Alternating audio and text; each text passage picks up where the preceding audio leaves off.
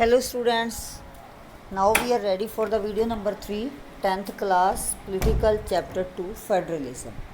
Okay, so in the last video we were discussing about the languages policy in India. Na? So bache, and there are so many languages in our country. So now we will discuss about the linguistic diversity of India. According to the census 2011, more than 1300 different languages mentioned as their mother tongues. हमारे जो अलग अलग states हैं, एक state में भी कई सारी जो लैंग्वेजेस हैं, डिफरेंट लैंग्वेजेस बोली जाती हैं. तो उनके अकॉर्डिंगली 2011 में जो हमने सेंसस देखे हैं, जो जनगणना की गई है, उसके अकॉर्डिंगली ये जो आंकड़े इकट्ठे किए गए हैं, ठीक है, तो उनके अकॉर्डिंगली 1300 ऐसी लैंग्वेजेस हैं जिनको लोगों ने अपनी मदर टंग बताया है. ठीक है, तो इतनी भाषाओं को बोलना, समझना, स्कूलों में पढ़ाना, ये बहुत मुश्किल है. अगर हम कोई भी ऐसी एक भाषा नहीं रखेंगे जो सबको एक दूसरे के साथ जोड़े रखेगी, कोई एक कॉमन लैंग्वेज नहीं होएगी, तो अपने ही कंट्री में हमें आने जाने में दिक्कत होगी. ठीक है, तो इन सारी चीज़ों को देखते हुए आगे क्या किया गया है, These languages were grouped together under some major languages. तो ये लैंग्वेजेस जो हैं वो बहुत ज़्यादा डिफरेंट नहीं होती. जैसे आप बोलते हो ना, वो जो है एक जो है मेजर लैंग्वेज होती है और बाकी जो लैंग्वेजेस होती हैं उसके डायलैक्ट्स होते हैं. उसी लैंग्वेज में पैदा होने वाली अलग अलग लैंग्वेज होती हैं जिसमें थोड़ा बहुत डिफरेंस होता है.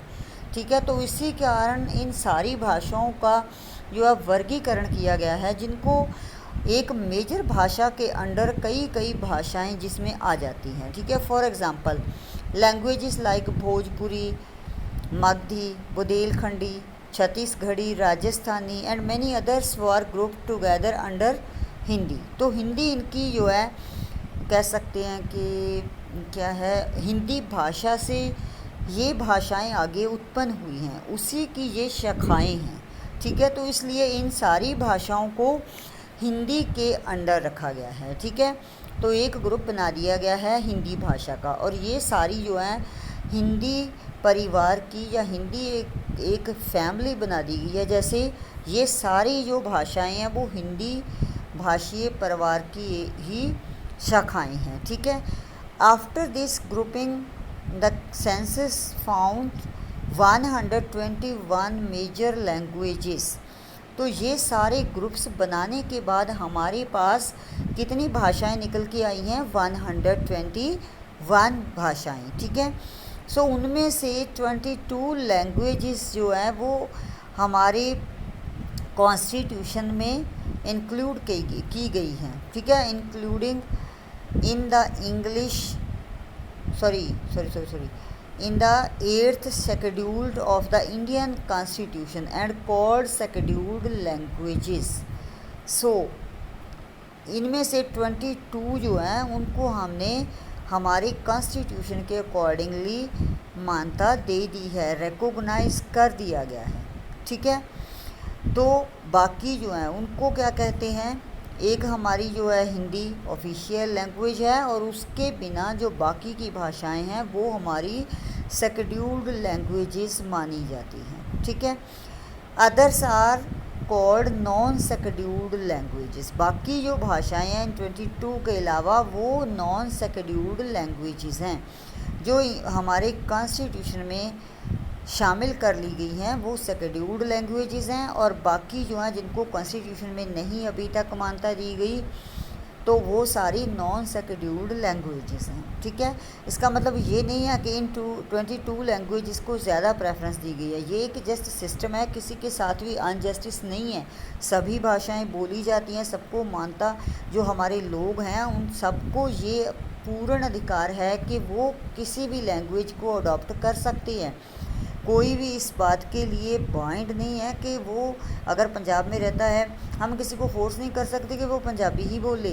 नो डाउट हम अपनी भाषा के सत्कार में कुछ भी कह सकते हैं, लेकिन ये नहीं कि हम किसी को फोर्स कर सकते हैं. ठीक है, और सारी भाषाएं जो है हमारे कंट्री में उन सबको बराबर का सत्कार दिया जाता है. ठीक है, decentralisation in India.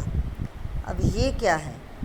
When power is taken away from central and state governments and given to local government, it is called decentralisation. Decentralisation का मतलब ये है कि अगर आपको पता है कि बहुत सारी पावर्स जो हैं स्टेट गवर्नमेंट के पास हैं और बहुत सारी पावर्स जो हैं सेंट्रल गवर्नमेंट के पास हैं, दोनों में सेपरेशन है, अलग अलग शक्तियां हैं उनकी।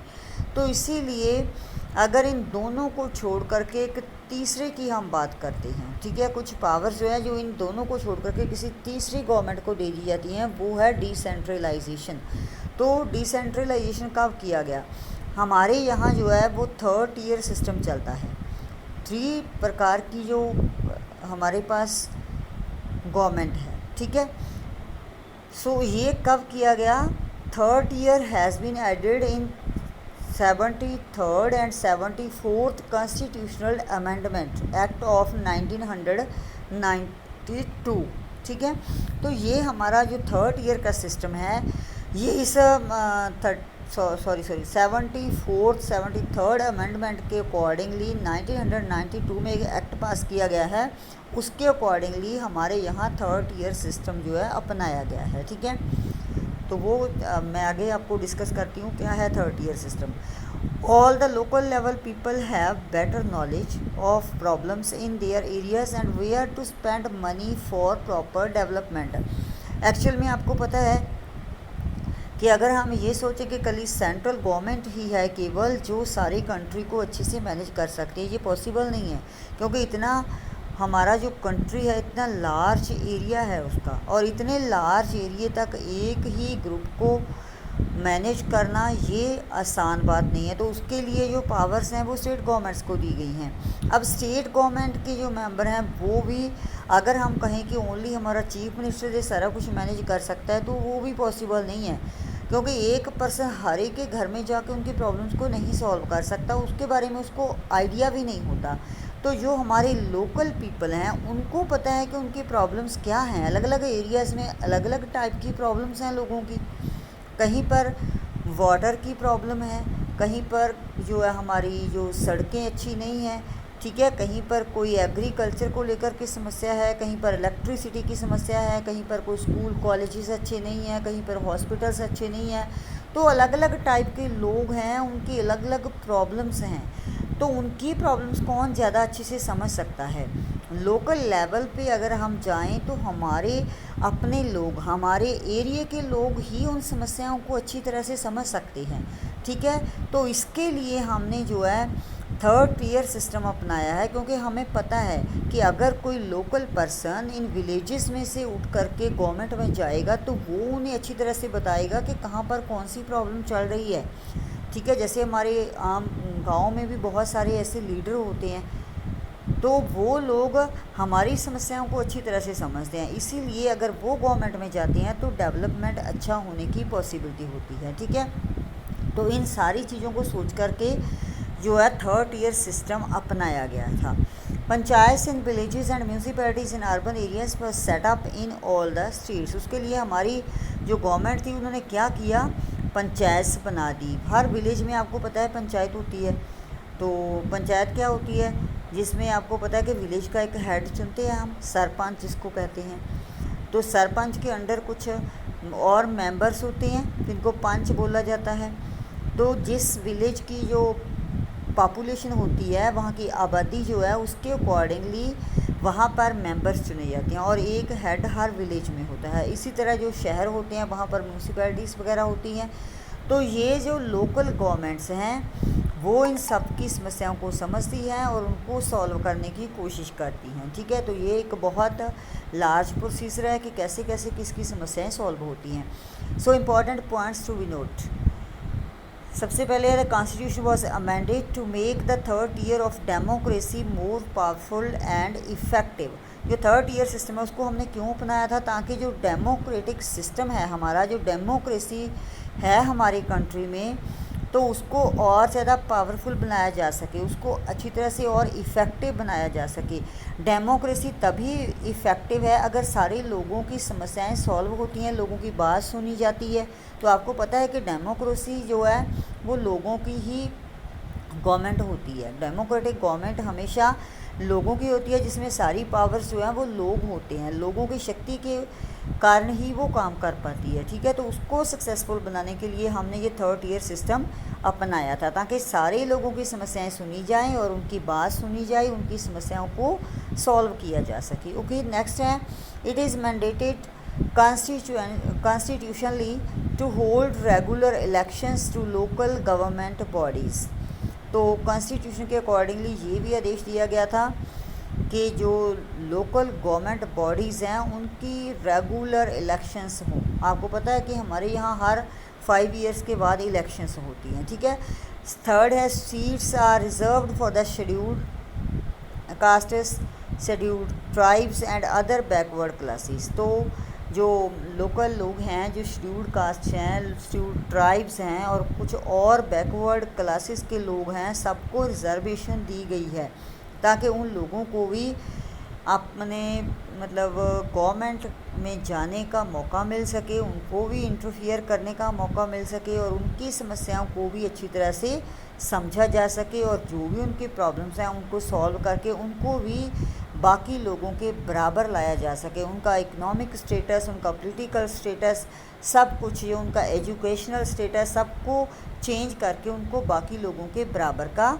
दर्जा दिया जा सके। ठीक है, at least 1/3 seats are reserved for women. और वुमेन जो है, जो भी हमारे पहले जो वीकर सेक्शंस थे उन सबको रिजर्वेशन दी गई है। वुमेन को भी आपको पता है कि लंबे समय से लेकर के वुमेन्स को पहले जो है वो राइट्स नहीं दिए गए थे, तो अब वुमेन को भी रिजर्वेशन दी गई है हर जगह। और पॉलिटिक्स में भी उनको 1/3 जो सीट्स हैं उनके लिए रिजर्व कर दी गई हैं। ठीक है, state election commission has been created in each state to conduct panchayat and municipal elections. तो इन इलेक्शंस को हेल्ड करने के लिए स्टेट इलेक्शन कमीशन बनाया गया है। ठीक है, जो हर स्टेट की जो इलेक्शन का प्रोसीजर है उनको हेल्ड करता है, उनको कंडक्ट करता है, और इसीलिए जो है वो हर 5 ईयर के बाद फिर से इलेक्शन होती हैं। ठीक है, जिसके कारण हमारी गवर्नमेंट जो है वो मतलब हम कह सकते हैं कि ज़्यादा अच्छे तरीके से वर्क कर रही है। ओके,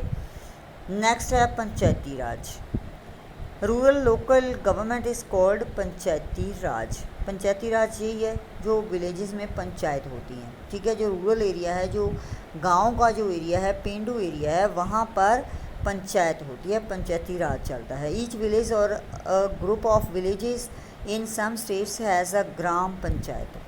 तो कुछ स्टेट्स में ग्राम पंचायत भी होती है, जहाँ पर एक विलेज को छोड़ करके 2-3 विलेज, अगर विलेज छोटे हैं तो 2-3 विलेज की भी एक गवर्नमेंट बना दी है, एक पंचायत बना दी जाती है। ठीक है, this is a council consisting of several ward members often called panch and a president और सरपंच। ये सब आपको पता है कि जो कॉन्स्टिट्यूएंट एरिया है, जो विलेज है, उसको अलग अलग वार्ड्स में डिवाइड कर दिया जाता है और हर एक वार्ड का एक मेंबर होता है जिसको पंच कहते हैं, और एक जो है सारे विलेज का हेड होता है जिसको हम प्रेसिडेंट या सरपंच कहते हैं। Okay, they are directly elected by the people.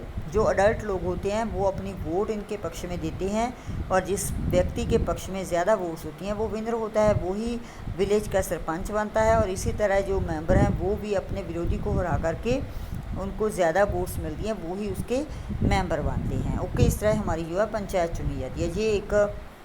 ये फाइनल जो हमारा इसका समराइज़ है, आप ध्यान से समझ लो कि कैसी गवर्नमेंट है। सबसे पहले हमारे पास है यूनियन गवर्नमेंट या सेंट्रल गवर्नमेंट जिसको हम कहते हैं, उसके बाद आती है जी स्टेट गवर्नमेंट, और 3rd लेवल पे है हमारी लोकल गवर्नमेंट। ठीक है, लोकल गवर्नमेंट फर्दर 2 प्रकार की है, म्यूनसिपैलिटी एंड पंचायत। पंचायत जो है वो भी आगे 3 टाइप्स की है हमारे पास, district panchayat, intermediate panchayat, village panchayat. ठीक है, ये पंचायत के अलग अलग सिस्टम हैं।